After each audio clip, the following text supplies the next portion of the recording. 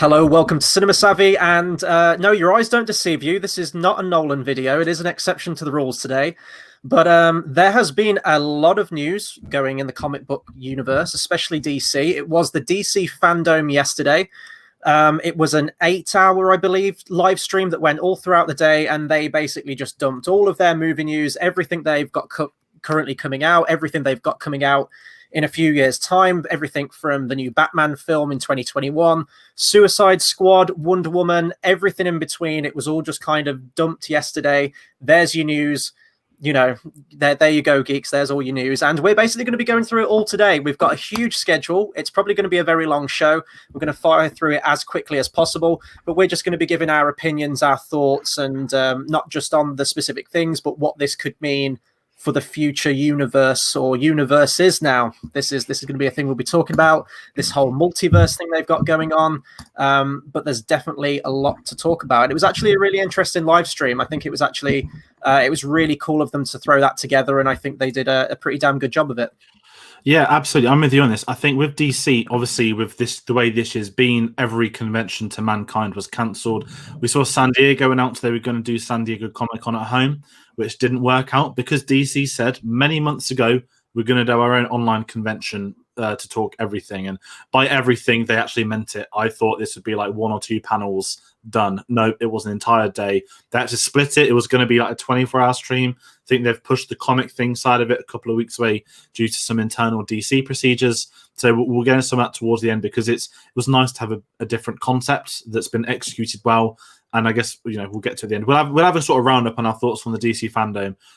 I kind of laughed at the name when it first got announced, but now I think it's here to stay for a couple of years. And actually, I quite liked it. I won't lie. But as usual, guys, if you're new to the channel, if you've been watching No Element and you're confused at DC, I'm sorry. There's no Dark Knight in this either. There is a Batman though.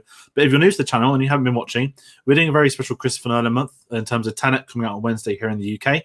But me and you watched most of this together yesterday. We were texting each other during the big panels. We just thought we're going to need a discussion video. There's a lot to go over, and also, I kind of want to talk about some of this stuff because this is big. This is great. We've got other videos coming on the channel, which is what you've done. We've got a couple of trailer discussion reactions coming up. So we're going to have a couple more DC things coming over the next day or two. So keep an eye out for them. The best way to find out about those, if you don't already subscribe to us on YouTube and have the notifications on, we always tend to let you know when we're going to go live or upload our videos. Best way to find out is on Facebook at Cinema Savvy, Twitter at Cinema_Savvy, and on Instagram at Cinema_Savvy. We also have our own TeePublic store for those that do like that sort of stuff. We don't have any DC theme tops, so it's quite an awkward one for today. But there is a DC Fandome store, which was impossible to get anything from yesterday. So to anyone that did, fair play to you. But it's quite a show, and we're gonna kick things off. We do have a sequential order to a point, but we've decided that as a film channel, we don't normally talk games, but we're going to talk about the 2 unveiled games yesterday. So we're going to get the games out of the way. The first one we're going to talk about is Gotham Knights, which is the brand new unveiled, not Rockstar, but Warner Brothers Montreal, I believe. I should have. Yeah, so they were the ones involved with Batman Arkham Origins that came out, which a lot of people crap on that game, saying that it was, you know, it wasn't Rocksteady, it wasn't the main developers doing it. But I actually really enjoyed Arkham Origins. Thought it fit very nicely into their things. So yeah, Gotham Knights. We didn't really know much about this. We knew that they were working on a Bat Family game where you would be, you know, specifically Batgirl, Robin would be it, and like the greater Bat family there. But we really didn't know much about that. There were rumblings of a Court of Owls thing going on, and the trailer loads up, and I was messaging you as the trailer was happening, very excited Arkham fan, and it looked like it was going to pick up right off where Arkham Knight ended. This is spoiler alert for the ending of Arkham Knight. It's been out for a good few years now, so if you're going to play it, you probably should have played it by this point. The end of that game, Bruce Wayne kind of sacrifices himself, kills himself. It's very similar to the Dark Knight Rises, sort of puts an end to the Bruce Wayne name and the Batman name. And then there's this very cryptic ending where you see this kind of thing that looks like Batman, but it looks like it's nightmare-induced, kind of like the fear toxin. And that's where the game ended. So the trailer for this picks up where Bruce Wayne is doing sort of like a to camera. It's almost like a last will and testament, really, saying that, you know, I've finished, I've died or whatever. You've got to continue on my legacy. And I thought, okay, this is really cool. It's not Kevin Conroy, but it's a cool way to extend the games. But then I was noticing a few little things throughout the game. And it was the fact that Batgirl can all of a sudden walk. she's not Oracle. She was Oracle in the games, shot by the Joker, paraplegic. And then also the fact that Commissioner Gordon was dead and he didn't die at the end of the last game. Since then, I've seen an article saying that this is going to be a completely separate game, unrelated completely to the Arkham games. This is going to be its own thing. It's going to be the start of something new, they've said, which is very confusing because visually it looks identical to the Arkham games. I think because they've built that brand, even the logo itself looks very similar to the Arkham games. I just don't think that people can distance themselves from those games because they were so prolific and changed the superhero genre. It was just kind of weird because visually it looks very similar. Even the combat, that there is some like weird numbers that come up, which we didn't particularly like. But what were your thoughts on this one? Because I think we both had mixed feelings on this one, really. Yeah, the Arkham games are massive to me in terms of influence. They came out at a time, as we spoke in our Dark Knight review, that it was this very big Batman kind of renaissance, that things were going to start to get better, and Arkham Asylum changed games. It changed gaming combat. Almost every superhero game, decent fighting games, have took on the Arkham combat method since, which is a perfect combat system. I absolutely love it. It's always been good fun, and I enjoyed Origins, as worth mentioning. I know it was very buggy upon launch, but I had a lot of fun with that game, as I did the other three. And I was excited to see what was next. We know about Suicide Squad. We'll talk about that after. The rumors have been out about Family game, and until you spoke to me earlier, I had no idea this wasn't set in the same world. I was a tiny bit confused. I haven't played Arkham Knight since day one. I kind of 100%ed it in like a ridiculous couple of days sitting, which I'm not very proud of, but I have no issue doing it again. And I just kind of thought I'd bring up a photo here. The characters pop up, and that looks a lot like the Nightwing from the Arkham games. And kind of Red Hood at the end looks a bit like Red Hood. But again, I'd forgotten the fate at the ending of the game. So I was like, I don't know if he's alive or not. Here's Robin, his Batgirl. And you point out the obvious to me that she is paralyzed. And as far as continuity goes, the Arkham games have been pretty good across each other's game. Even if there's a subplot they didn't want to invest in, they at least bring up a passing reference or something in the next game to absolve that. And with this being a post Bruce Wayne world, it was very jarring to then obviously find out it's not connected. But in terms of gameplay, they showed alpha gameplay. The numbers I don't like. I'm assuming that has to be an alpha thing. I don't think they can possibly release a game with a number combat thing in terms of damage dropping off. So it was okay with it, and it didn't blow me away. It looked like very generic.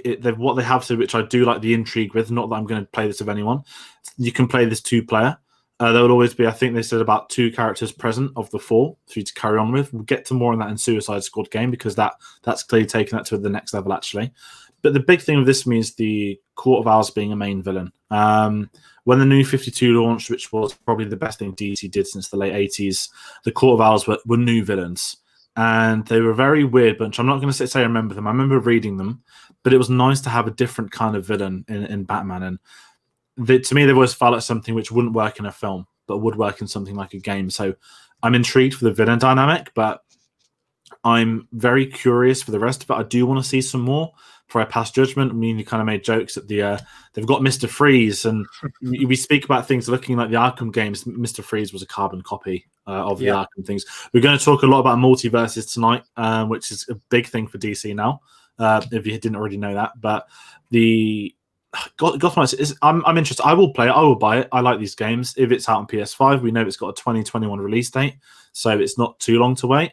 And I'm intrigued for the story, but I don't think the communication was clear. And maybe on DC Fandome as a whole, I felt like when there were some panels, there was really key information which wasn't told to people in the Q&As, especially the games. You had an interview directly after for them to answer questions, and I get they wanted the fan. I love the fact they had fans submit questions from wherever they are in the world. They wanted to really big up the global experience, which is above us on the header, and which I do like the fact so many conventions are exclusive to regions or to certain audiences. It was nice where they could get everywhere, but sometimes some of the questions were too fan orientated. When you're launching a game for the first time, you need to really get the game done first. In terms of we'll get to Wonder Woman later, but Wonder Woman panel was, listen, we've marketed this, we've done everything for this. Now we'll take your questions because we're in a position to take questions. Whereas this is shouldn't be taking questions yet. You should be telling us about the game. That's my kind of overall thoughts on the Gotham Knight panel, and certainly when we get to the Suicide Squad bit.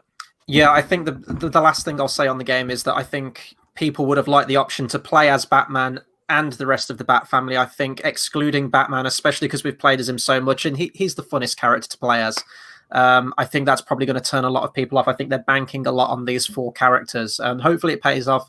I'll still play it. I just don't like the fact that it doesn't take place in that Arkham universe. And speaking of another game, we move on to the second game that was unveiled yesterday, which was the Suicide Squad game, which is coming out on PS5, probably on other next-gen consoles as well. And this is the one made by Rocksteady, so exactly the same crew that made the bulk of the Arkham games, the main ones. And it was Sefton. I forgot his surname. Is it Sefton Hill? I can't remember. It was the lead developer anyway on all the previous ones. He came out and talked about the game, and he made it very clear that this takes place in the same universe. Now, it doesn't really look like it does. First and foremost, it's a different city. It's a new location. It's Metropolis this time. Rumors are that the map is absolutely stupidly huge, which is great. It's great to have that free roam ability, especially with all these characters. It's another similar game to Gotham Knights in that you're playing as 4 characters. And they made a big point of this in that it is still a single player game. So just bringing up the characters now. So you've got Deadshot, Harley Quinn, King Shark, and Captain Boomerang, who does look very entertaining in this game. I really do like the look of him.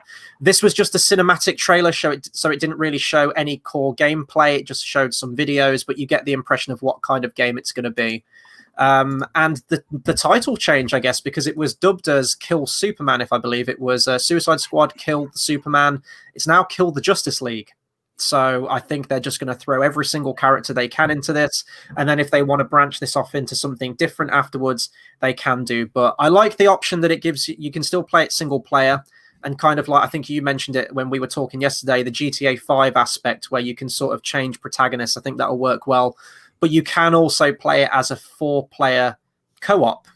I think if that's like separate screens for people on an online basis, that'll work very well. If it's local multiplayer and that screen's cut in 4 ways, I don't see how that's going to work personally. No, it's going to be online, and it's a great idea that if the first time I will buy this because it's Suicide Squad at the end of the day, even if I'm not fully sold yet, but I love the idea of online co-op, and I don't know if people remember this back to the PS3 days, that Lego Star Wars The Complete Saga had an online. You could load into a random person's save and play it with them, and no one did it much because online was new then, but nowadays online is so focused on, like Fortnite, Fall Guys, a recent one, and the online experience of Versus. Obviously, I love playing with my friends and stuff, but you don't really get multiplayer single-player games. I guess it's a really bizarre phrase, but these games are so hard to build, but they build them for one person. That's the core concept, and you have one protagonist. But they reinforce the point that in this game, the 4 of them will be in the whole game together. They said we won't sideline any characters and make you play as a certain 1 or 2 for an hour at a time. Obviously, a big thing recently was Last of Us that did something similar. And it was quite interesting from this dynamic that, I could in theory play with my friends online. I went on my first go around. But if they wanted help, I'd happily go on and help them. And it's a nice concept. It's about time single-player games started taking advantage of online. And then it's, again, a bizarre concept, a single-player game being played online. But it's more of the linear storytelling, I guess, is the official term for it. My only issue with this is that when they said Superman's the villain, I was so intrigued. I said the argument, I adore them. And okay, Suicide Squad, oh my God, Deathstroke, this. So many people. It would be like GTA, you can switch players, and obviously, GTA games, you can only continue the story if you're a certain player in it. Obviously, they denounced that, which is fine. Kind of my only 2 issues are the team. I'll do my second issue first, which is Brainiac is so clearly the villain. It's a Superman villain, I believe. Yeah. And of course, Superman's in this game because he's below us on the header. He's the marketing scheme. He's in the trailer. But essentially, this is a Suicide Squad game. And it doesn't strike to me as a Suicide Squad mission that it's kind of intergalactic. And I understand the concept that it's quite clear the Justice League will be taken over by Brainiac, and the 4 of you have to stop them. But personally, if it's my own extraordinary expectations, I thought there'd be like 7 or 8 people. It seems very paint by the numbers jumping into the team now. We've got Harley Quinn, who we all know and expect. Captain Boomerang, who's a nice surprise. It looks very different to the Boomerang from the films, who I loved in that first film. That was one of the only highlights of the Suicide Squad first film. Deadshot, which I'm going to let you get into very shortly. And King Shark, who we will also speak about very shortly when we get to the film panels. And it's the very stereotypical team. You have the muscle, you have the kind of comedian quick one, you have the flying one, and then you have the grounded, more normal one. Yeah, and I get the 4, they need to be different from each other, but it feels very stereotypical, and I'm not going to sit here and say I wasn't gutted at the fact Deathstroke's not in this.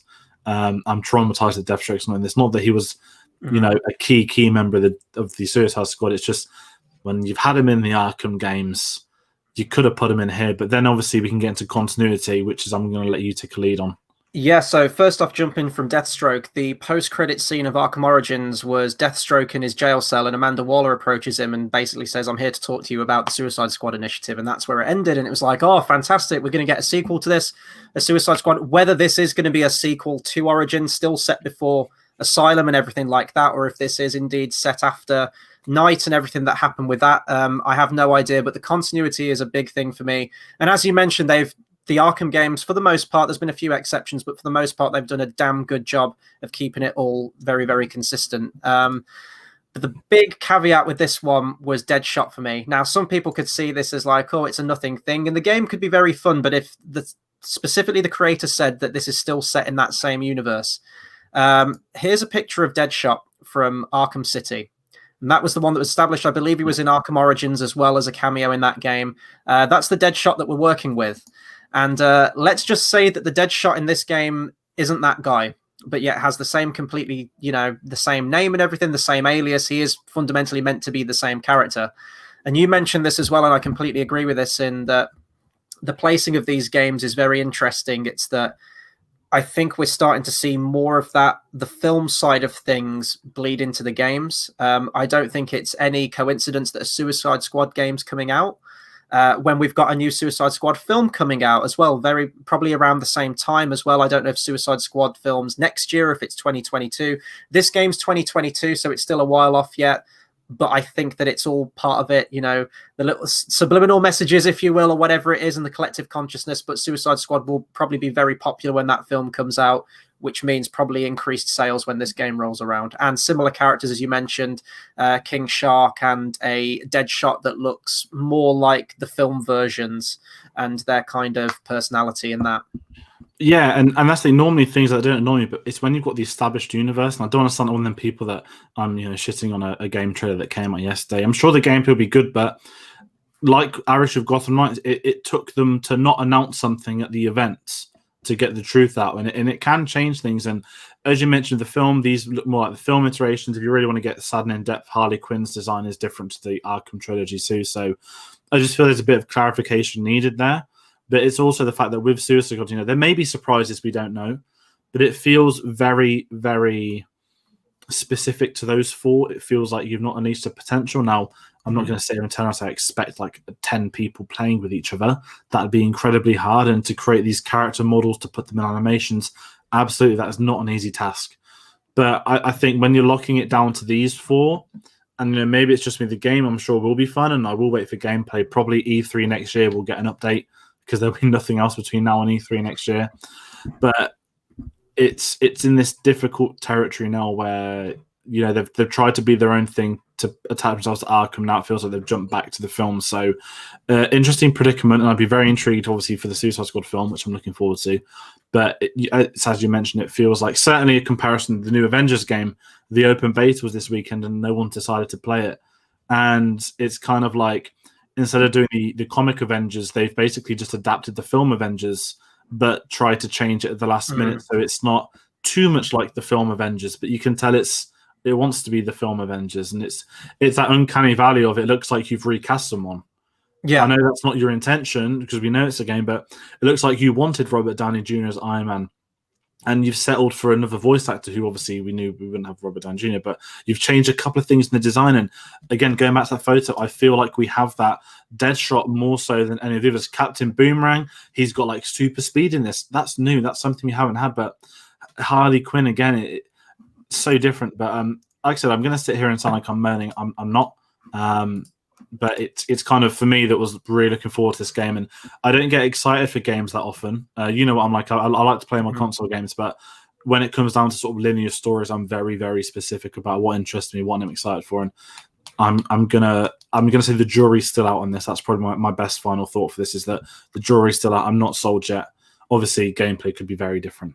I'm the same. I think I need a bit more clarity on there. And it's actually an interesting switch in that going into the fandom, I was most excited for the two games. Obviously, Matt Reeves is Batman too, but predominantly the games and the films were like, yeah, whatever. And then when I watched the fandom, it was kind of this weird switch where I was quite severely underwhelmed by the video games, but then I was really interested with everything they had going on with the films. So that basically covers us for the video games now. The rest of the news is just going to be all the films. We're going to fire through as quick as we can. Some of them obviously have more talking points than other ones.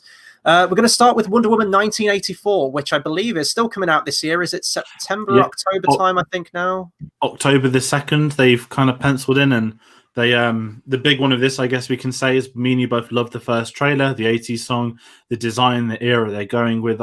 We both like the first Wonder Woman film, probably top 2 DCEU films. A lot of people have it as their favorite. Absolutely. Mine personally is Man of Steel.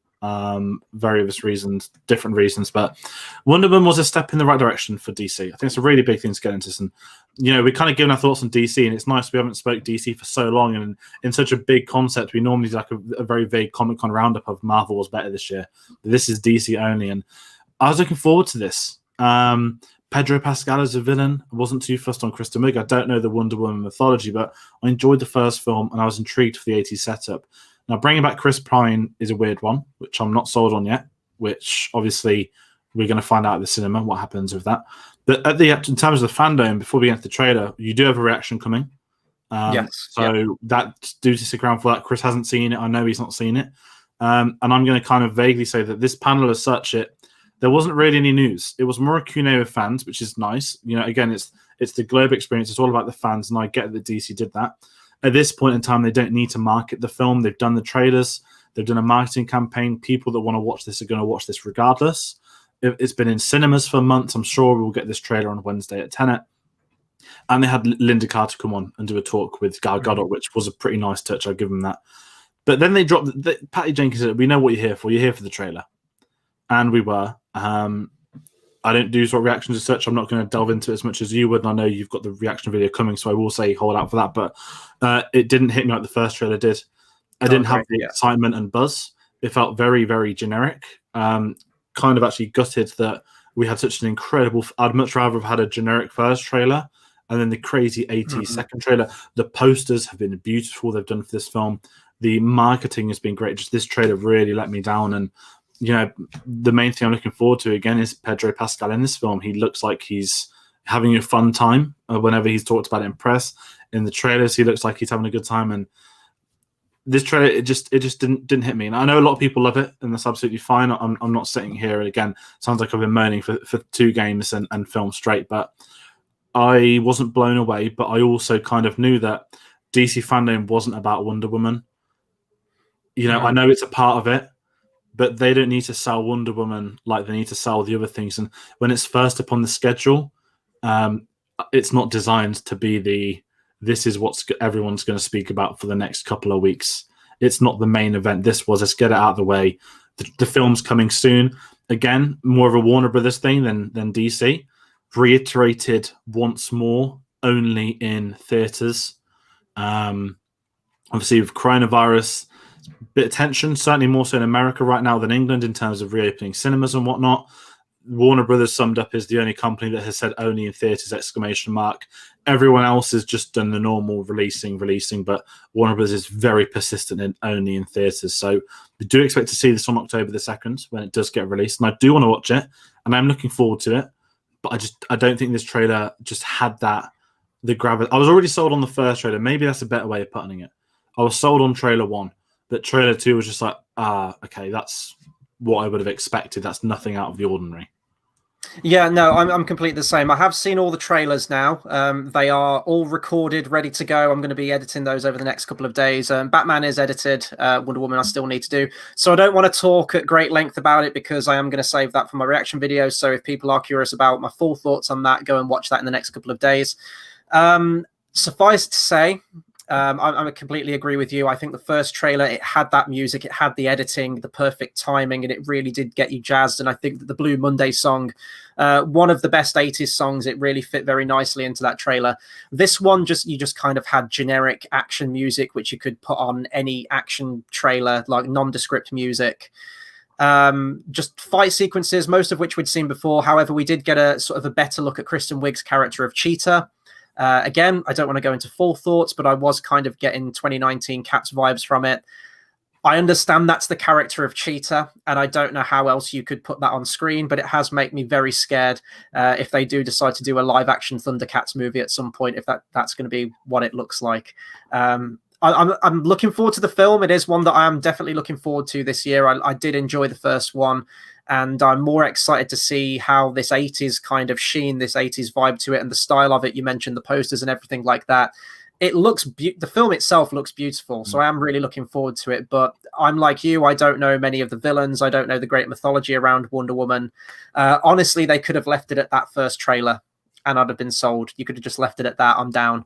That's probably where I'll leave it for my thoughts right now. But yeah, some comments. Really enjoyed it, and I had no idea Pedro was in it until yesterday. I must have missed the info.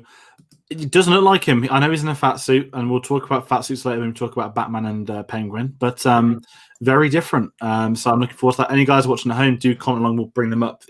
As we said, it was a fan-orientated event. It's more discussion tonight than us shouting and ranting. So anything you bring, we'll discuss about, because this all comes hand in hand. And that's the kind of sort of final thing we're going to say on Wonder Woman, because there are a lot of panels tonight. Some noticeably more important than others. I think it's worth jumping into a very short one that took place straight after, which was for The Flash. Not necessarily a panel as such, but this was more of a, okay, we're broadcasting all of our DC films coming out. And I would say, politely put, Flash has been in the limelight more than some of these recently for two big reasons. One involving a Batman played by Michael Keaton. That's a pretty big reason. Yes. And number two involving a Batman played by Ben Affleck, which is, for someone that just quit and they've recast, also a very big reason. So let's quickly go into Flash, because we haven't seen much of this Flash. He was in Justice League, which I've seen once. We'll talk about it in the Justice League panel later. They said they're going to focus on him more. I'm not sold on Ezra Miller's Flash. Want to get personal, guys? I saw him choke Sam a fan in a supermarket on video, as everyone did on YouTube, and not a single word's been said. But the other thing is they're acting like nothing happened, which is very different to another DC drama, which we get to talk about in the Aquaman panel. We have to really hold back our thoughts on that, I think, but we'll get to that. Don't worry, we'll get to that. But we all know that this film is basically the reboot button. That's what I'm calling it. Every time this film has been in the news, it's had a release date change, a new director come in. They can't work it. But from day one, they've said they want a Flashpoint-style film. They want a multiverse film, because, let's be honest here, guys, and hit the dislikes if you really want to. DC need a reboot They needed a reboot less than, 4 films into the DCEU. I don't think it's DC Comics' fault. I think it's Warner Brothers putting pressure, unfair pressure on Zack Snyder. Obviously, he clearly loves the challenge of these. He loves these characters. He loves, obviously, DC as a whole. But I think Warner Brothers kind of tapped him on the shoulder. Hey, make a Justice League film now. And it was like, what about 5 films? No, make it now. That's my initial vibe on Batman versus Superman. And I think that was a very unfair position to put him in when he made Man of Steel written as a singular character, as the Dark Knight trilogy was. And Flash is like, okay, we've had loads of issues. We've got cast not wanting to come back. We've got this, that. We've got unfinished stories. We've got great stories happening in alternate universes. But we need a way to tell the world why their characters aren't going to be seen in the DCEU. And The Flash is that film. And they just kind of politely said that they've done a first draft. That was the main news. And they did release some concept art, which we're going to bring up on the screen. They mentioned one of everyone's biggest issues is his awful costume in Justice League film. They've showed a bit of concept art for his new one. Looks very organic, looks a lot better. Looks a little bit like the TV series, but more polished. Yeah, that's what I was thinking. And the more interesting photo is this one, which is the Michael Keaton Batman with Barry Allen, the Flash. I'm going to let you talk about Michael Keaton, because they didn't officially say anything, but that concept art is the officiality we need. I just wish that I could take the Flash off that image and just have another standalone Michael Keaton Batman movie, because he could still absolutely do it. Yeah, the Flash is a weird one, because, and I do agree with you, I think that Warner Brothers as a company are very reactionary, especially when it's come to the whole DC. The clear competitor is Marvel, and they've been studying them, and they've been trying to get up, one up and try to get their head in the game when compared to that studio. And it just hasn't worked. The sort of breakneck, just throw shit at a wall and see if it sticks kind of mentality. One film gets negative criticism, the next one has to sort of double down and flip flop and do something completely different, whether it's add more jokes into it with a lighter tone or whatever it happens to be. They've always kind of done that. And you're right. Like, I'm not a big fan of Ezra Miller for exactly the same reasons you said, and just in terms of how his character was portrayed. Now, maybe with the Snyder Cut, which we'll talk a bit about later, with the new scenes, with a new take, maybe stripping the comedy a little bit back with him, with the new writing, maybe I'll gravitate more towards his interpretation of the Flash. But as it stands at the moment, I don't really care for his character. The big draw for me on this, and I think they've been very clever with this, is the banking on the nostalgia for people, for like older fans of Michael Keaton's Batman, and again bringing it's kind of ceasing to be a Flash movie, and now it's becoming just another Batman movie, and you've got two of them in there, not just the one. It's a weird kind of status quo at the moment with Ben Affleck. Like, is he continuing to be Batman? Is this still part of that, and then he's eventually going to move on? But the big words that they're always throwing out now, which I know it's already getting on my nerves right now, but by God, it will in a few years' time, is the term multiverse. And Marvel, again, are also trying to do a multiverse thing with their next Spider-Man film. The Doctor Strange films, like Doctor Strange 2, that's going to go into it, but that will clearly have some effect on the Sony thing with everything that's going on with that. And it seems like DC are just trying to one up the game, and I'm questioning, why do a multiverse? Why focus on doing a multiverse now when you can't even nail one consistent universe at the moment? And I think that should be their major thing. We've seen loads of directors jump ship with this thing as well. I've lost count of the amount of directors. This guy is directing the Flash, they've bowed out. Then this guy, and it's just, whether that's Warner Brothers are trying to get their head in the game and try to decide what they want from this Flash film, and there's been creative differences. Maybe people have just wanted to make a standalone Flash film, and they said, no, it's got to have Batman in, you've got to have all of these elements in. I'm not really sure. It's going to be interesting to see where it stacks up. I'm not keen on this interpretation of the Flash, but I'm not going to lie, they've got me on the Michael Keaton Batman thing. So even if he's in a handful of scenes, 10 minutes of the film, that's good enough for me. And I think that this film wouldn't have happened if the likes of Birdman and Spider-Man Homecoming hadn't have happened, which has put Michael Keaton back in the limelight. This would have never have happened. Absolutely. Brinsey said it. I'm more excited for hearing about Michael Keaton. That will be the selling point, and it answers Brinsey's next questions. Will the two Batmans overshadow Flash in his own film? I think it will. Absolutely. The Flash isn't established. The Flash series, so I'm going to actually very vaguely delve into TV. When Arrow first started, I was on it for the first 3 seasons. Same. Massive fan, went to conventions, went to cast, really big on that. Then in season 3 was when Flash started, and you used to have to alternate Monday, Wednesday, and you had to watch. There was a certain order. I used to have to download them because you couldn't watch it properly on Sky, because UK was like 8 weeks behind as usual, and nonsense like that. And it was really hard to get right. There was a lot of effort for one series, and then Legends of Tomorrow, was it called? Legends of Tomorrow. You had Supergirl, Constantine. Everything. There were 6 things. There was big crossovers, and it all became too much. But the Flash on that series was great. I thought Grant Gustin was great. I loved the costume, the world, the story. The season itself was a fantastic season of TV, and it worked with the Arrow crossover when it was just Arrow and Flash. Now, I'm not going to sit here and say if it got better or worse, because I stopped watching. I just completely lost interest in having to spend as much time organizing what episodes I'm watching than I'm spending actually watching them. And, maybe I've missed out, maybe I haven't. I know they did Flashpoint, and I know that Ezra Miller appeared in it last year. That's the big thing, yeah.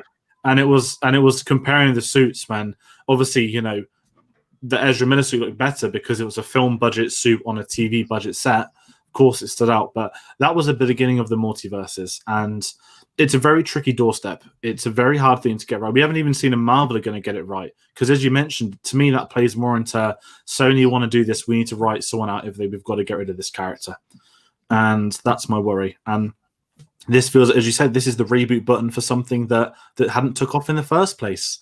It's a last chance saloon. You can't just keep saying multiverse. People will lose interest. Even Joker last year, which we both know is a great film, obviously it won Best Actor. It won a lot of Oscars, nominated for many more.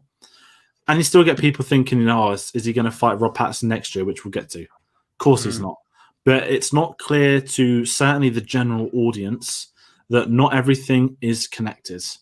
That's a really big thing in this day and age. We know what's going on. You guys watching, if you're watching us, you know what's going on, because you wouldn't choose to watch people talking about things like this if you didn't.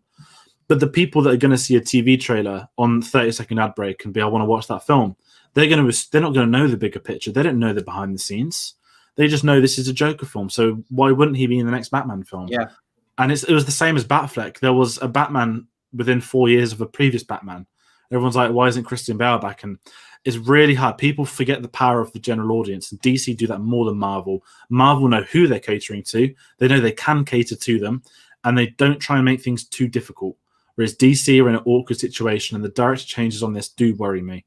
And that's my kind of final thoughts on Flash and multiverses, because it's like time travel. It's basically like another word for time travel in film.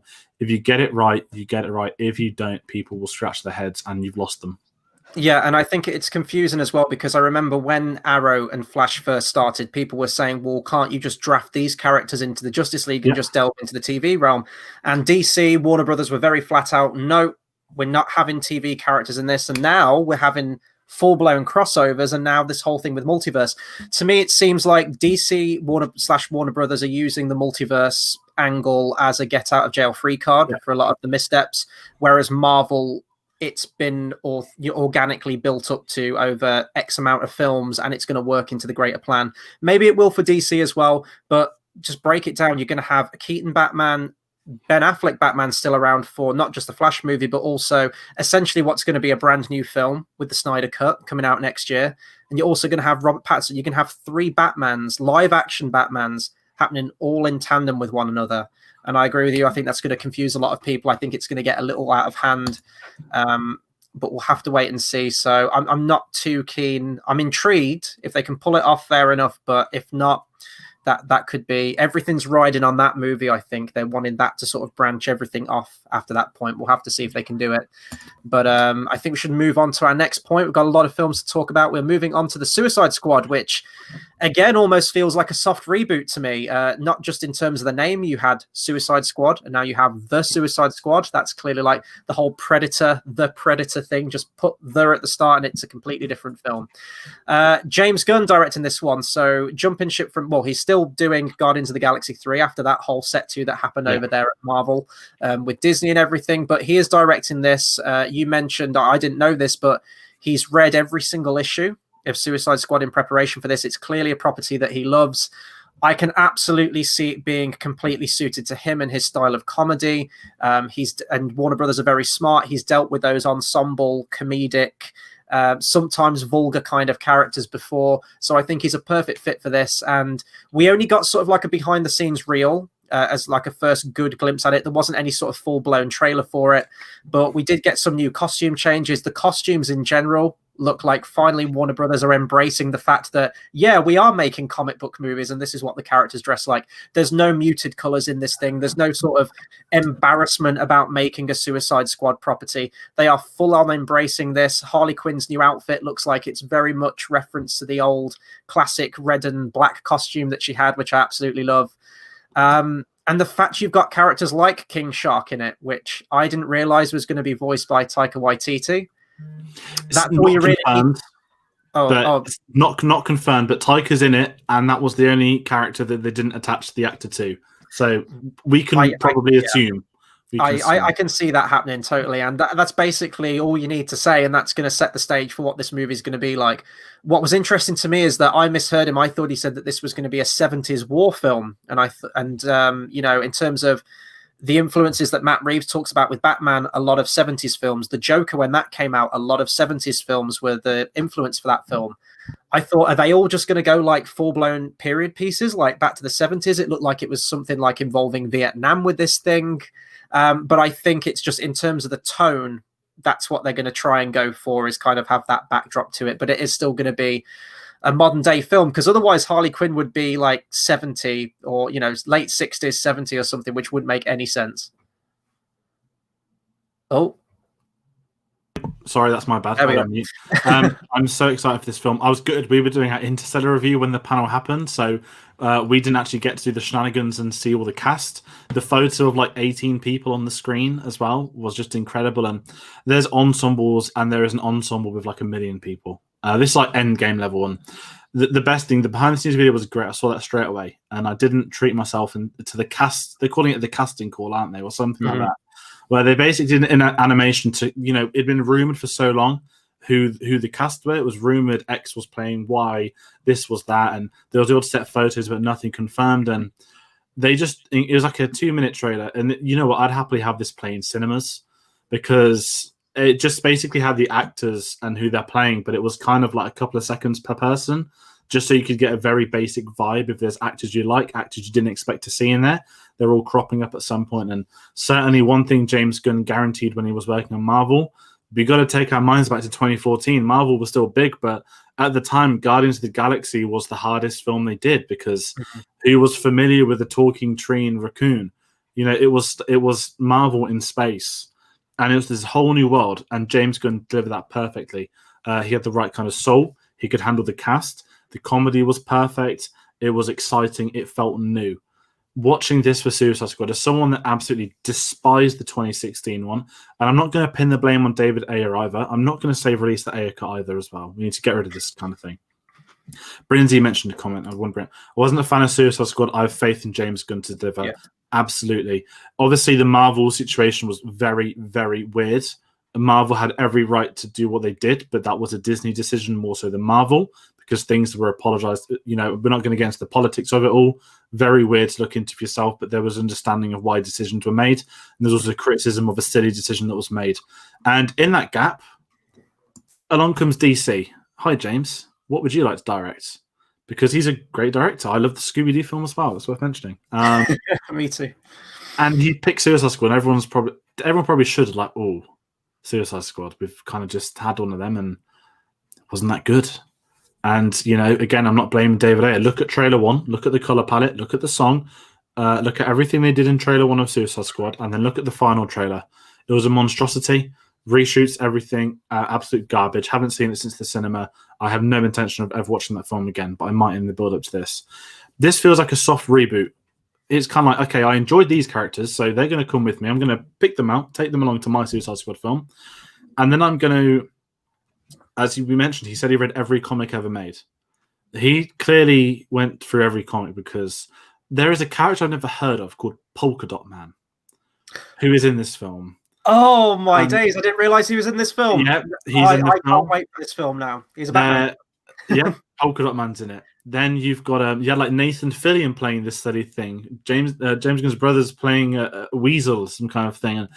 And what's his name? Doctor Who. Peter Capaldi's playing something called the Thinker, and he's just got like a metal bolt sticking out of his head, and he's bold. And this 2-minute cast call video is, to me, one of the greatest things I've ever seen, because if you ever needed a video to explain what on earth it is you're going to be watching and who on earth is in this, that was it. That sold me on everything, that minute and a half. And I already love the behind-the-scenes stuff, but that cast is incredible. You know what people are forgetting? I don't think this is going to be a film where you've got 18 people running around trying to save the day. I think James Gunn's going to have a lot of fun of this. I think we're going to see some really hilarious, over-the-top, stupid deaths. There's going to be some of these people dying. It seems like there's too many big names to be in this for such a big amount of time. I could be completely like, Idris Elba's in this, and he's like forgotten about, and all these big names. Even Pete Davidson's in this, playing like a weird guy. And I'm so excited for this. This is honestly like out of nowhere jumped up really high on my. I need to see this kind of film. And I've got complete faith in James Gunn for this. I had an absolute blast watching this stuff. I've been reading about what was discussed at the panels. He went straight onto Twitter. He was tweeting people some of his favorite Suicide Squad comics if they wanted to do a bit of research. He just seems so down to earth, and he seems like he has a lot of fun with what he does. And if people want to get into the whole Marvel versus DC fan, he did say in the behind the scenes reel, this is the best cast I've ever worked with and the most fun I've had on a film. And I can see that. And if people aren't sold yet, that I'm going to end my thoughts with this. John Cena is playing a parody of Captain America who, quote, will do anything at all costs to keep peace, including kill people. So he literally said he's playing a doofus. That's Captain America. And I am so excited because John Cena, I used to love wrestling. I think he's got a very big film career ahead of him. Obviously, he's playing Dominic Toretto's brother for some reason in the next Fast and Furious, but he seems like a kind of guy that could be very funny if he wants to. And I think we're going to have a Dave Bautista type thing here where we're blown away at how ridiculously over the top this guy is. And my money right now on that cast of 18 is John Cena to steal it. Yeah, no, I agree. I think it's probably, you mentioned like the character deaths and everything like that. I could imagine it playing out like the best scene in Deadpool 2. You know, like in terms of tone and everything like that. Yeah. I can see it being ultra violent like that, probably like a 15 or something like that. That could be really fun. And yeah, the soft reboot thing, like no Will Smith in this one, same character played by Idris Elba. The title thing, as I mentioned, it's all sort of pushing towards that soft reboot, but let's keep Margot Robbie because she was like one of the best things about the original. They had Birds of Prey, which I don't think financially did too well. But I know that Margot Robbie as that character, Harley Quinn, still remains a very popular character, what with the animated series they're doing at the moment and everything, so it makes sense to keep her on. And in all honesty, I can't think of a better actress at the moment that could play Harley Quinn, so definitely keep her on board. Very much excited to see what else is going to come out for that. I can't wait for a full-blown trailer. And, now we're on to probably one of the big two pieces of news. So we'll kick off first with Justice League. The Snyder Cut, or was it Zack Snyder's The Justice League, I think it's called now. We did get a lot more information about this. We got a trailer as well. We'll talk more about the info. So we finally know that it's 4 hours long, and it's being released as 4 1-hour episodic episodes on HBO Max next year. The trailer itself was released in a very interesting aspect ratio. It was released in a 4:3, which is the very sort of shrunken down square box. And again, I have not a reaction, but a discussion for this, which is probably going to come out tomorrow. So I don't want to talk too much about it because I'll just be repeating myself in a later video. Mixed feelings on it. The trailer itself felt very vitriolic. The fact that they picked the song Hallelujah, it was like this godlike entity thing that showed up like, Hallelujah, it's finally here. The film that everyone's wanted for all these years, the Zack Snyder cut, Hallelujah music from his film Watchmen. It's a fine song, but it did feel a little bit up itself in terms of that regard. That's just the way that I read it. And then it was basically just a clip show to music. We only got like one line of dialogue, I think, from like The Flash and Batman at the very end. It was mostly, look at all these scenes that weren't in the original film. Here you've got Darkseid, who finally gets his appearance, who looks like a PlayStation 3 character. I really hope they're still working on some of the visual effects because they didn't look too good on Darkseid at the moment, but hopefully they can change that. But there did look like there was a lot more character stuff in there. I think specifically Zack Snyder, who does seem like a really nice guy because there was a lot of sort of interview questions directly to him. He mentioned that this has been ongoing now for years since he originally shot it, and then it's only going to be coming out next year. So it's like a good chunk of time that he's been devoted to this and trying to get this off the ground. From that standpoint, I do really appreciate this film in that we are getting to see a director's full... Yeah, I don't want to say it was the authentic first vision because I do think that that's not the case. You've mentioned it many times. The Snyder cut that we're getting for this film wouldn't have been the Snyder cut we would have got when it was originally released. I think they've definitely gone in, probably changed a lot. There's been a lot of films since then, and they're probably trying to set up future stuff with this film as well. But just the fact that it's getting made, that Warner Brothers did throw, what was it, like so many millions, was it like 30 million or something to sort of tie it all up, finish some of the effects and everything. That's not really heard of, especially in terms of the comic book world. It's very rarely that happens where you get like an alternate cut of something. So from out of pure curiosity and comparison between the theatrical cut and this one, I'm looking forward to it. But it didn't astound me or anything like that. It'll be nice to see some of the new character moments. I think he mentioned that Cyborg will be the heart and soul of the story, and he was very much a character that I can't even remember. He was just a background character as far as I'm concerned in the theatrical cut. And he mentioned that the Flash is going to get a lot of extra scenes as well, which again makes sense for if they're going to do that solo Flash movie directly after this. It's just a no-brain comparison though, isn't it? A theatrical cut that came out that clocked in under 2 hours, was, you know, rival directors, completely different vision, studio picking it apart and everything like that. Effects guys barely had time to get all the effects done for the film, and it showed. or a 4-hour film where it's the director's complete 100% vision with money directed at the effects and plenty of time to do it. Of course, the products are going to be night and day different, but out of curiosity, I'll definitely check it out. But 4 hours, oof, 4 hours. It's like unparalleled territory because there's two sides to approach this, and I am for this before people jump on my back. As you said, this isn't the film that would have come out in 2017. The original Zack Snyder Justice League film was going to be part 1 of 2. People are very much forgetting that now. It's going to be a 2-parter. And I didn't watch Justice League till about a year after it came out. And I wasn't saying there's a Snyder cut coming our way. It was never that. I had no interest off the trailers. Once the whole behind the scenes drama kicked off, obviously had the tragedy of obviously what happened to Zack Snyder's daughter. And I do think off the record, Warner Brothers were edging to that door before that happened. I'm not going to bring tragedy into something, but I think there was rumors at the time of Warner Brothers ready to make a decision. Again, as you said earlier, reactionary to Batman versus Superman that came out during the filming of Justice League. And the whole thing is an absolute shambles to Warner Brothers. To mess about, to let a director go, but then also decide, okay, he won't finish his story. I will bring in someone completely different. A guy that's obviously done the Avengers. On paper, he did the Avengers. He can do our Justice League. Someone that's got a bit of a track record, which they're looking into now. If you want to get a bit behind the scenes info, Ray Fisher's been very vocal on Twitter, very polite on Twitter about it as well. So they had issues on set. Warner Brothers have investigated that. They're now taking it forwards to make complete cases after interviewing many cast and crew. So there's some things which we may find out about in a couple of months or something else.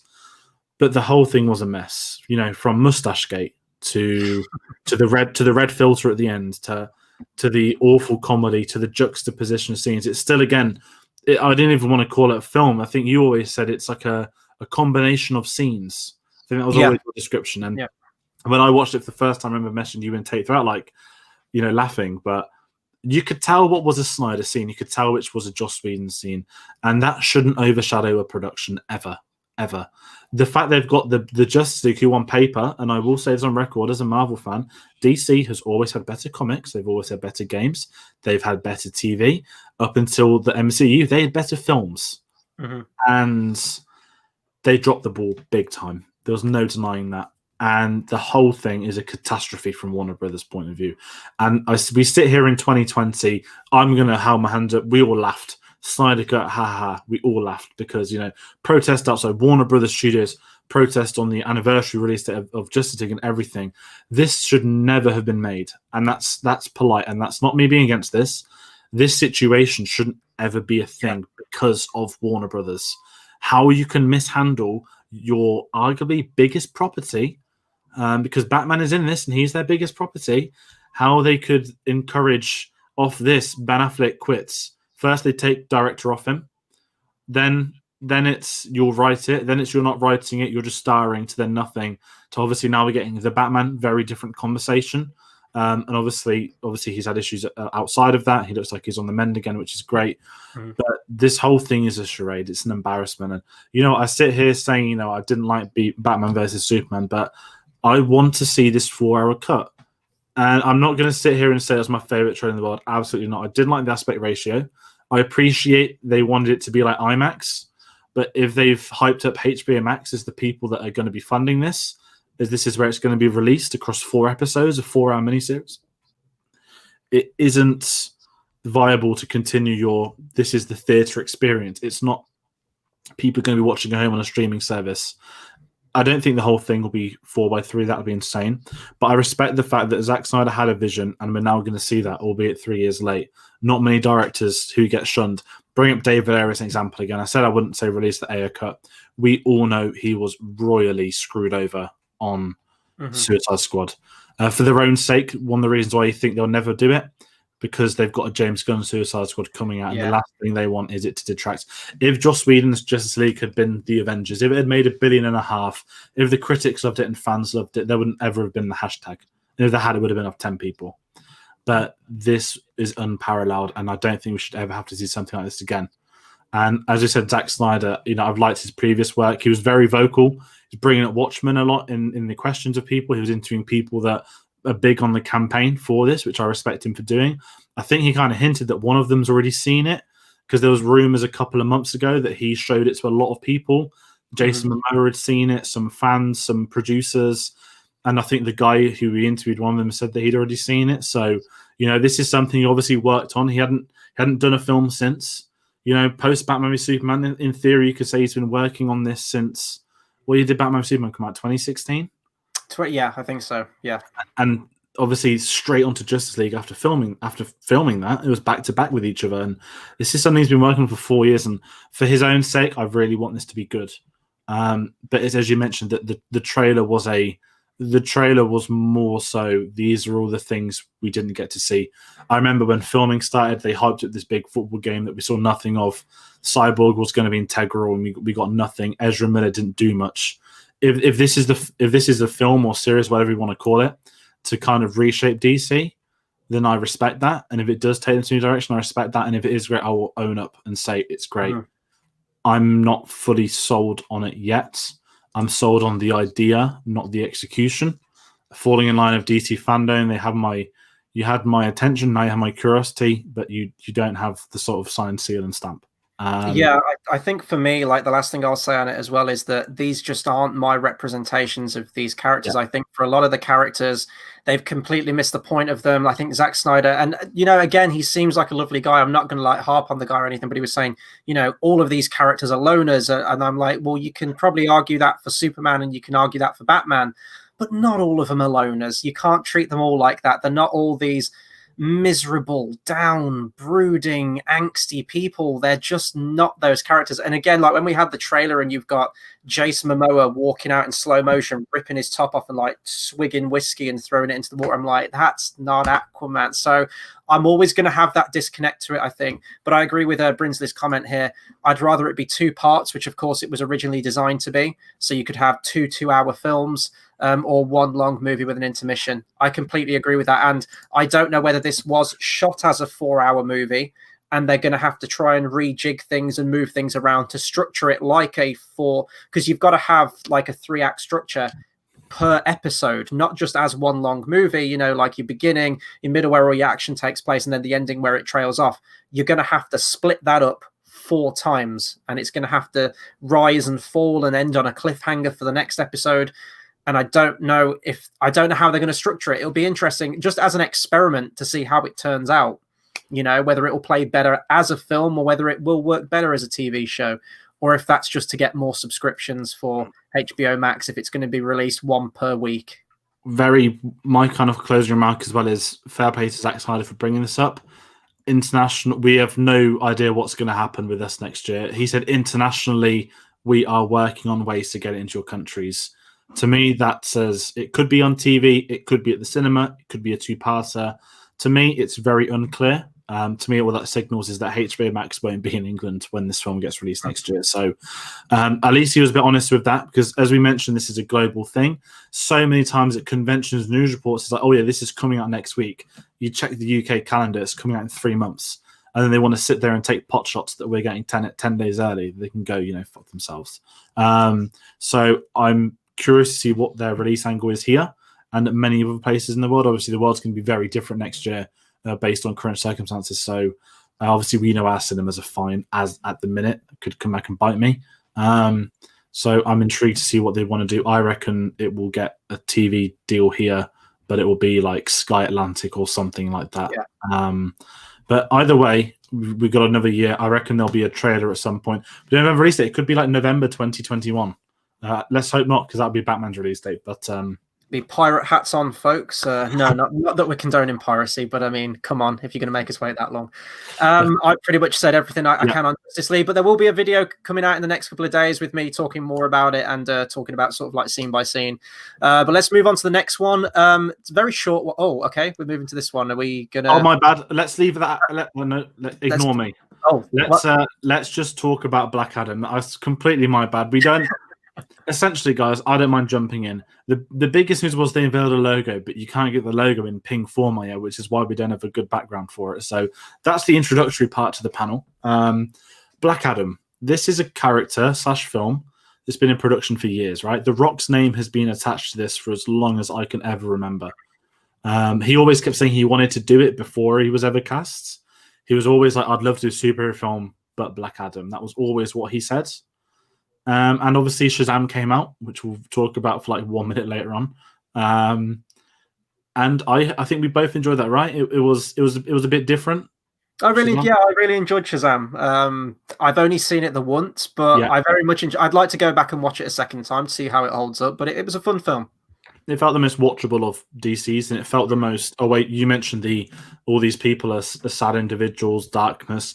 This felt the most, not necessarily uplifting, but here's a group of people having fun, and you can have fun watching this film too. Yeah. It didn't take itself too seriously. The whole when they're fighting in the skies, and he's like, "I can't hear you." That kind of humor I really liked. But Black Adam, I'm not too familiar with it, by playing the Injustice games. He's like the antagonist. He's the Joker to Shazam. Yeah. There was hints that in the film. That there was a previous person that was exiled due to things he'd done. And we know that this is The Rock. We even knew back then this was The Rock. And he came on his panel yesterday, and the first thing he said is this is set 5,000 years after he was exiled. So we set in present day, which means it's not an origin, which I prefer. I'm guessing we'll get backstory via his character. It's going to be like Venom, I think. I think you're going to get a villain point of view, and you're going to have to align with the villain for them to be an actual villain when he meets the hero. But you think he's going to be very likable. I think when you've got someone like The Rock, he's going to have that kind of charisma. But I'm struggling to see him as this like dastardly bad person. I think it looks like it could be sort of Scorpion King, where here's a bad guy from a bad film, but we're going to explain to you why he was good. I'm going to demonstrate that by showing you all a bit of concept art, which is him on a throne of dead people. It reminds me of like God of War or something, like from back in the day, like the Greek mythology kind of thing or something. Yeah, and I can't wait to see The Rock in this, I won't lie. You know I love The Rock. But Black Adam's potentially going to be interesting, maybe. They confirmed some villains who are kind of heroes.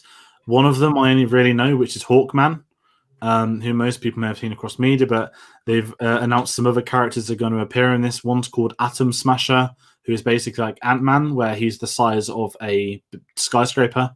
He's going to fight Black Adam.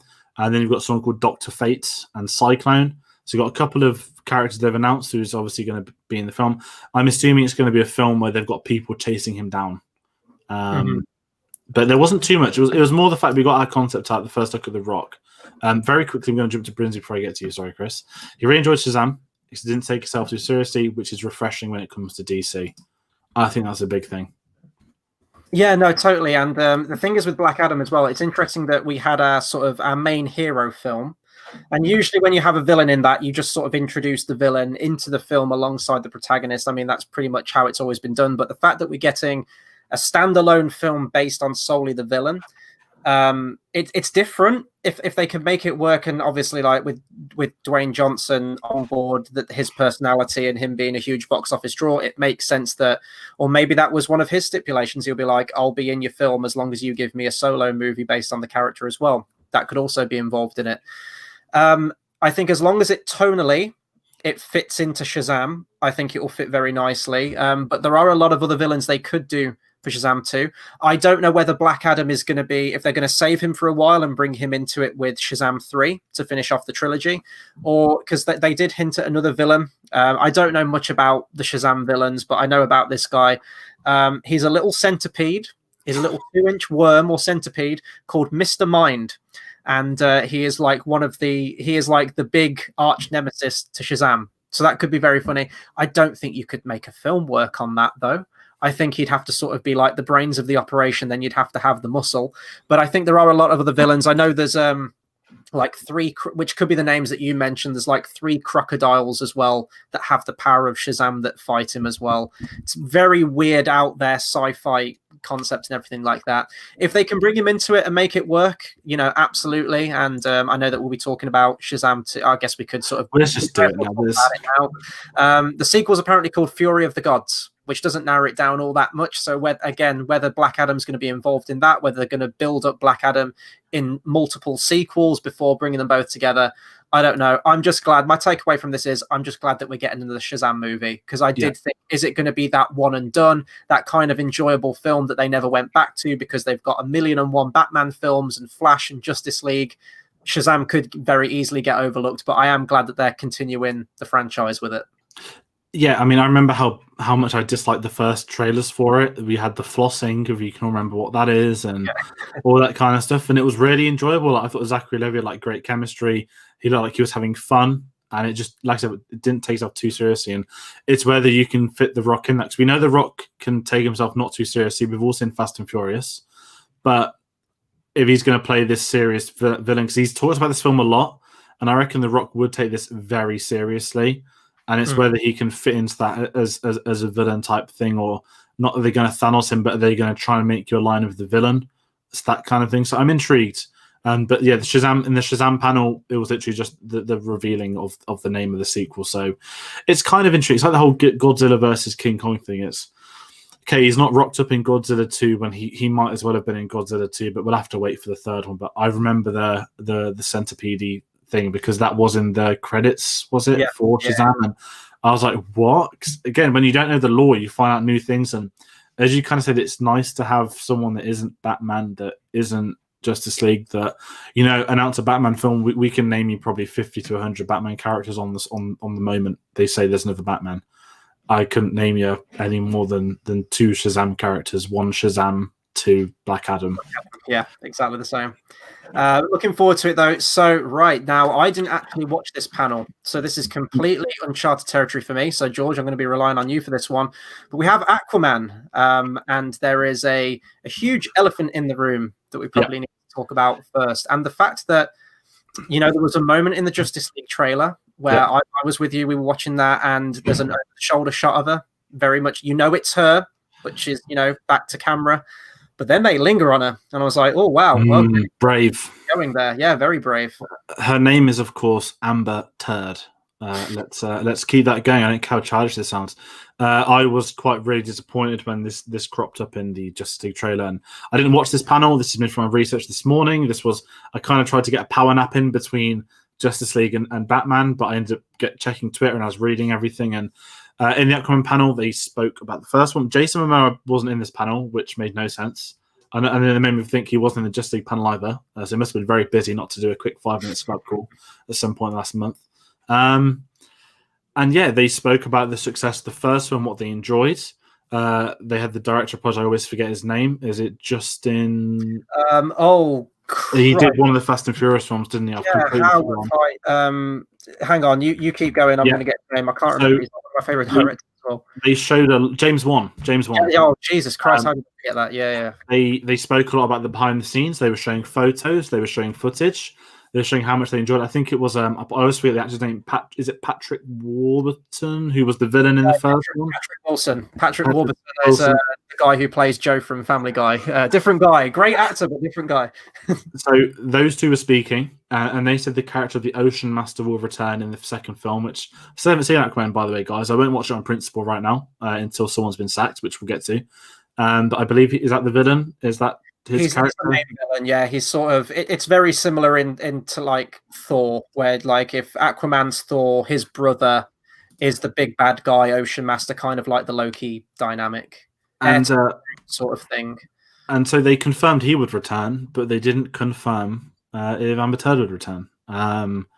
Let's get into some real life things very quickly, shall we? There are 2 court cases happening. Number 1 has happened. This is Johnny Depp suing the Sun newspaper for American people. This is the worst UK paper in history. He is suing them for calling him a wife beater because obviously everyone's aware of her allegations, and everyone, I think, pretty much knows now of his allegations, because his allegations, actually, he did nothing wrong physically, and she is the loose psycho that needs to be put behind bars. So court case 1 has happened where he's suing the Sun for calling him a wife beater, which on a personal standpoint, he's got the evidence to win, but as someone that sort of lives in England and knows that paper's reputation, we kind of spoke about this a lot, me and you. It's a very hard case for a celebrity to beat a paper at something like that. Nothing to do with do we believe him or not. We absolutely do. But it's the fact, can he beat a newspaper? I don't know. We'll find out in September. Court case number 2 is next summer. That is the court case. That is Johnny Depp versus Amber Heard, taking place in America.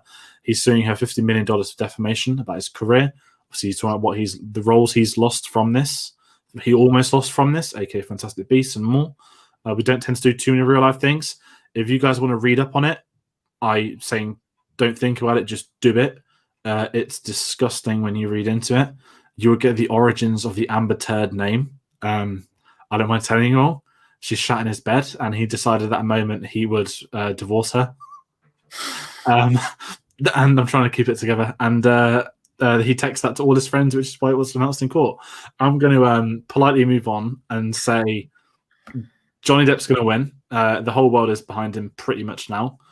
She's been exposed to what she is. But more importantly, why we're talking about during DC Fandome, they didn't bring her up. They didn't show her. They didn't say she was coming back to a sequel. They avoided her at all costs, which I would have took a lot better. And I feel that's probably James Wan saying, I can't have this in my panel, which makes me even more confused and kind of disappointed that she then cropped up in that Justice League trailer, because it's kind of, this is her franchise, but we won't include her. And then the one where they introduced her for like 1 minute is going to put her back in an extended edition.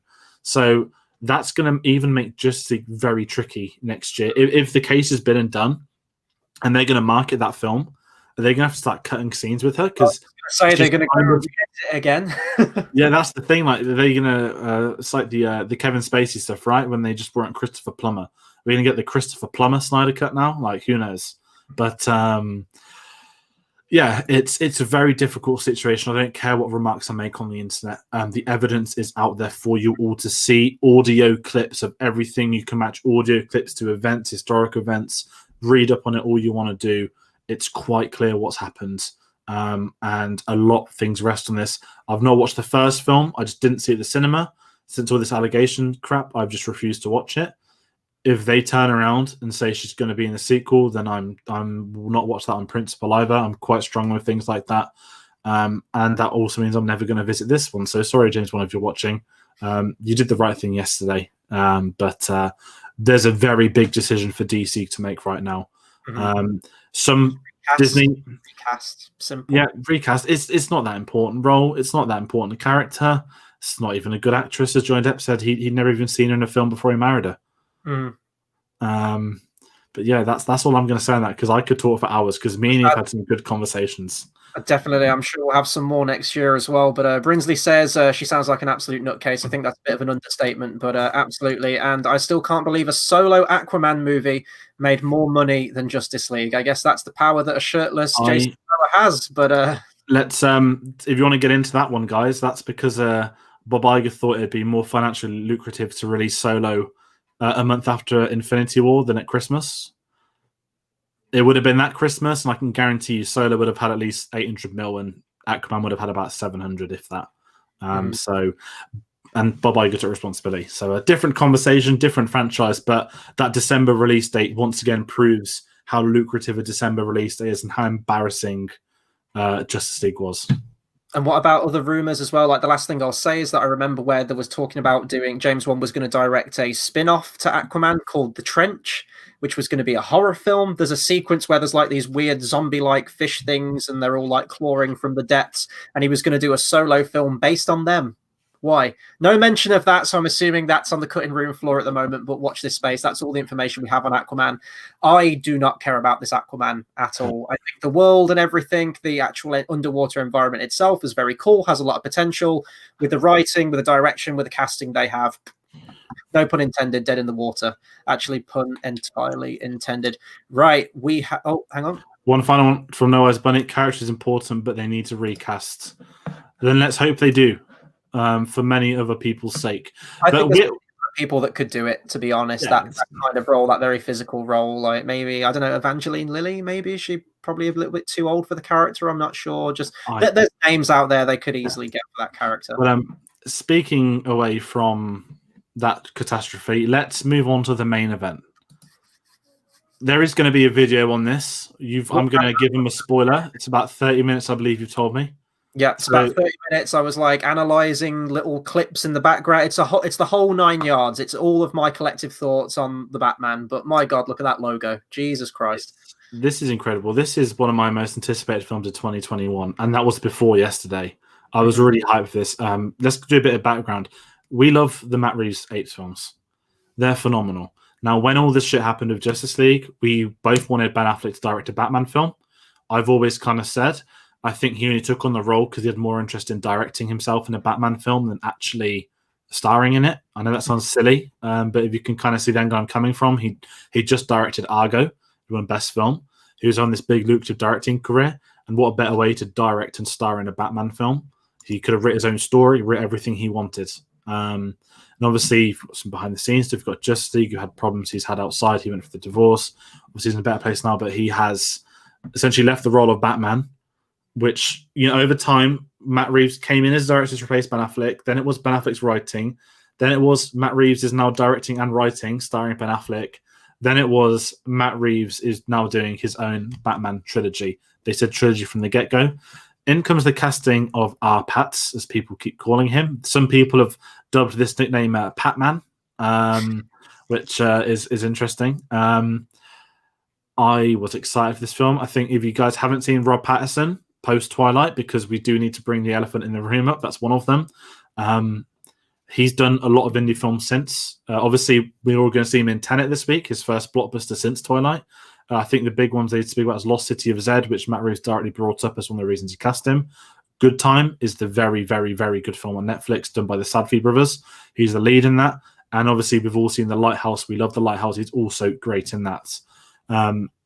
Very different choice to play Batman. When it first went down, as we said, the online animosity as usual. I'm going to go into my sort of thoughts because I know you've done all this in your video. You go for it, man. I'll chip in a little bit towards the end. Yeah. So I've been on this hype train for a while. And like I said, the main thing for me was Matt Reeves because of those Apes films. They had no right. I said this yesterday. Rise had no right being as good as it was, and it was a prequel.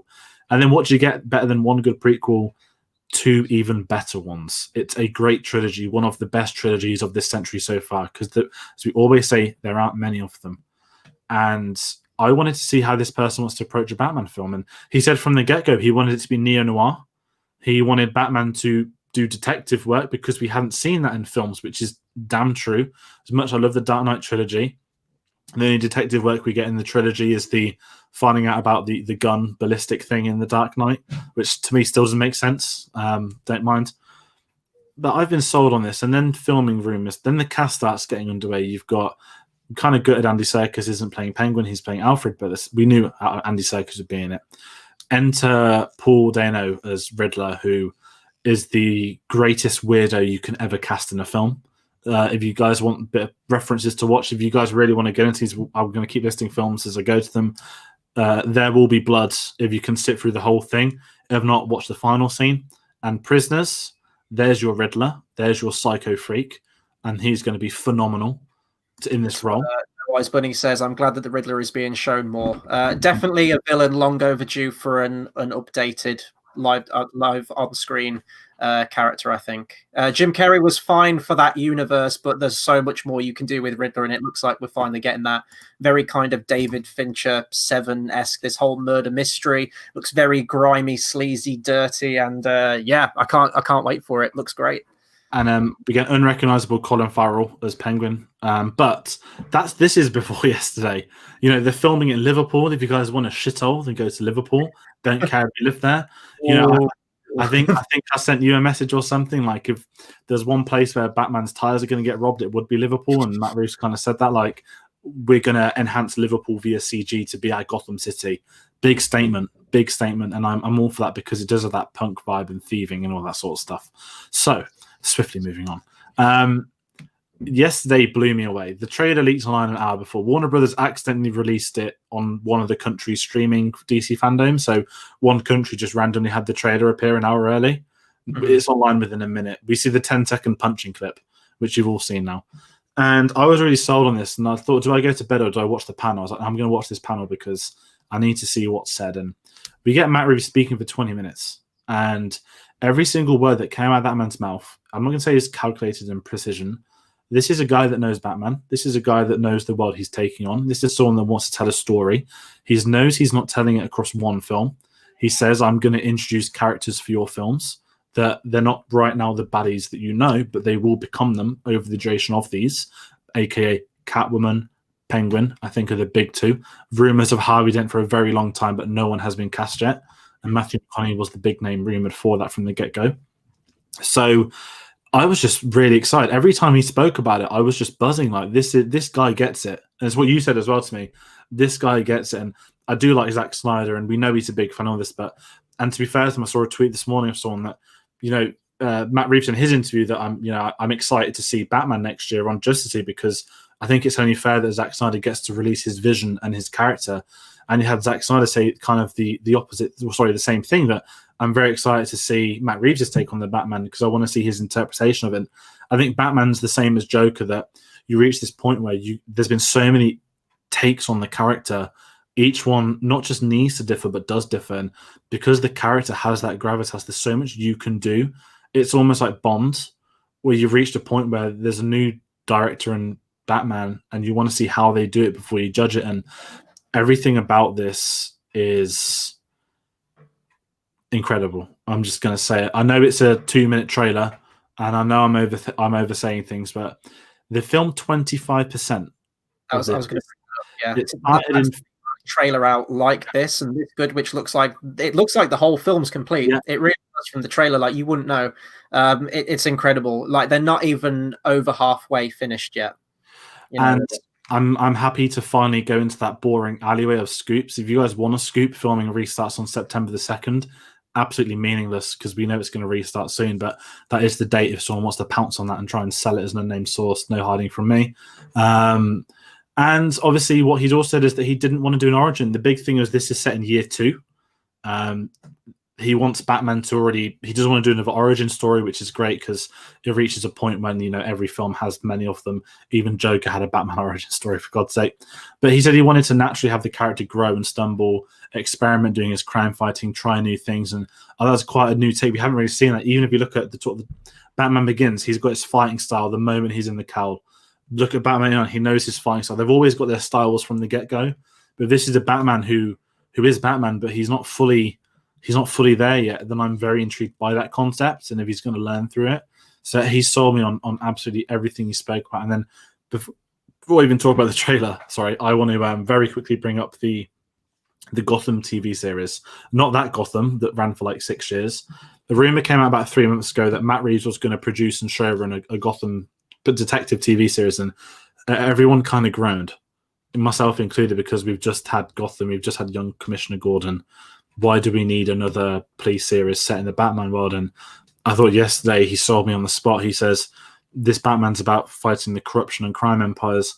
I wanted to tell the year 1 story of Batman via a police detective. So we're going to get Batman year 1 via the police force, with this new character emerging, be character driven, rather than here's Batman telling a story. And it's a very simple concept, but to me that sounds like it's a 1 season and done. It's a point of view from the police, and it's a new angle that we haven't seen, and that I think could really benefit. And if it's got the guy that spoke passionately for 30 minutes straight, and everything that came out of his mouth was perfect, I am all for him wanting to showrun a sort of police TV series in the same time frame. Have they released? I was just checking for this. Have they released a cast list yet for that TV show?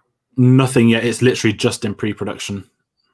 Because there's a few in the trailer, and again, like I've gone into like an analysis on this, but there's a funeral scene in the trailer, and there's a portrait of someone that looks like someone in the police department or like a detective or something like that. So if the TV series is directly tying into the film, I'm wondering if perhaps the main character is killed at the end through some kind of corruption, maybe, and then we get that funeral. It'll still make sense in the context if you just go and see the Batman as a film, but if you've watched that TV series and you've had that history with that character, that's exactly, yeah. And it's not, it kind of feels like a little bit cashing in, like, oh, let's just do a TV series as well, like another Gotham one. But the fact that Matt Reeves is still very much tied to this, and he says that this will have a direct link to the movie and influence it as well.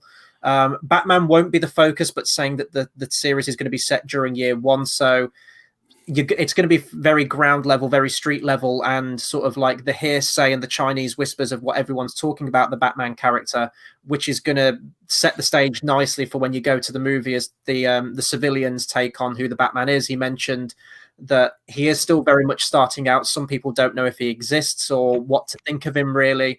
So that's a very interesting sort of state to start your film from. And also, I think starting Batman in year 2, it's a nice, happy compromise to not have him start completely from like day 1 on the job type thing. It's not an origin, but it's close to it because he's still trying to find his feet. The costume's unrefined. I'm just going to bring the costume up right now. Honestly, one of my negative things is the cowl. I've mentioned that, but if it is framed from us, and even the costume, and especially the boots as well, and Matt Reeves was talking about this, is that it feels like this guy's just sort of thrown this costume together himself. Like, granted, it's still like really expensive stuff that only a billionaire could afford, but it does feel like he has just made this costume himself. Even the Batmobile, it feels like he's just grabbed a muscle car, ripped it out, put a new engine in there, and boom, there's your new Batmobile. It looks like it's another grounded take, but it still feels very different to Nolan's films. I think Nolan set the stage for that sort of realistic, gritty, taking Batman seriously, which it looks like this one's doing, but it looks like this is taking that concept but doing its own thing with it. The fact that Gotham is being filmed in Liverpool, but it's going to have that CGI backdrop. He says that he didn't want to shoot something in a city where you know it is. And he talked about the fact that The Dark Knight was shot in Chicago, and he even differentiated what Batman Begins looked like to the other two. He didn't want to just film something in New York just so you go, oh, well, Gotham's in New York. He wants this sort of larger-than-life, heightened, things look familiar, but it does look like a fictional city, a new city that we haven't seen before.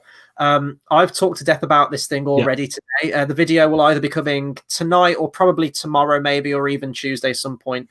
But I have talked in depth about it. I'm just loving everything. Unsure on the Riddler, the whole Bane kind of voice, but I'm assuming that's going to be sort of like to mask his identity, you know, voice distortion and everything like that. But the fact that it's a noir film, he's you know, Reeves, I could have just listened to him talk about Batman all day. I said that to you. It's just so nice seeing a director that's clearly a fan, passionate about it, knows exactly what the character is, his vision for the character, what the film needs to be, what it needs to set up. And I just really hope Warner Brothers take a backseat on this one and just hang back and let him make his trilogy. Don't get involved. Don't try and cram all these things in. This film needs to have that. This film needs to have this. Oh, let's introduce Batfleck in it as well because we want like a multiverse scene in movie 3. None of that. Let him just make his vision. And if that happens, happy days, because I think it's in very good hands. I'm loving all the villains, all the setups, and the fact that it's going to be a trilogy as well. Right out of the gate, they know it's going to be a trilogy. Because even Nolan didn't know that. I think obviously with Dark Knight, he probably suspected that a third film will be expected of me at this point. But Begins to Dark Knight, he didn't know he was going to get a sequel to it. Whereas this one, the fact that they're doing a TV show, the fact that he's got his first movie with a clear structure for a trilogy, if there are year gaps in between, you are going to see Batman go from year 2, unrefined, into his prime in the second movie. I think it's going to be a very interesting development for the Batman character, and then obviously interesting to see which villains we get as we see not only Batman progress, but you've got Catwoman, you've got Penguin, and they're probably going to have the Joker in it. Let's be honest, he's probably going to be in there too. But I'm just loving everything from it, and I can't believe I've got to wait well over a year. Well, like a year and 2 months now until this film finally comes out. I just want more. I've watched the trailer to death at this point. I'm with you on that. What I want to kind of finally add to it is the Matt Reeves stuff. I feel very Nolan in the sense that I feel this is a director that Warner Brothers have a lot of faith in. And I think this is a villain where they're not going to get their hands dirty and start tampering with it. I think the fact they allowed him to go from, as we said earlier, directing Batfleck to then writing with Batfleck to then just doing his own thing. I think this is someone that Warner Brothers can't afford to lose right now. And if they can just, you know, I feel he's probably pitched them a trilogy. I feel that he's got an idea in his head. He spoke about the Joker in interviews. I don't want to say word for word what I said, but he kind of hinted that, you know, he is Batman's biggest nemesis, and would you do it in the second or third film? I can't remember what he said, but he's obviously got ideas there. And if Warner Brothers can just let him get on with it, I've got a lot of faith in this. And judging off the online reaction or social media today, not one single person said one thing about Rob Pattinson playing this role. I was going to mention that I really hope this glimpse of it. I know he only gets one line as Batman, but I hope this has won a few more people over and go, okay, I'm going to give this guy a chance. And that's often the way with Batman. They moaned about Keaton, they moaned about Batfleck, they moaned about Heath Ledger. But no one, well, no, we mocked Jared Leto, but I was going to go with the Jared Leto thing, yeah. Right on that one. Yes, definitely. But that's I'm not going to go into the trailer. I'm going to save it for your reaction. I've got nothing I can add that I haven't just spoke about for this. It stole the show. I didn't expect a trailer. I didn't expect him talking for 20 minutes. I thought it might be a really boring Q&A. Like, are you looking forward to directing Batman?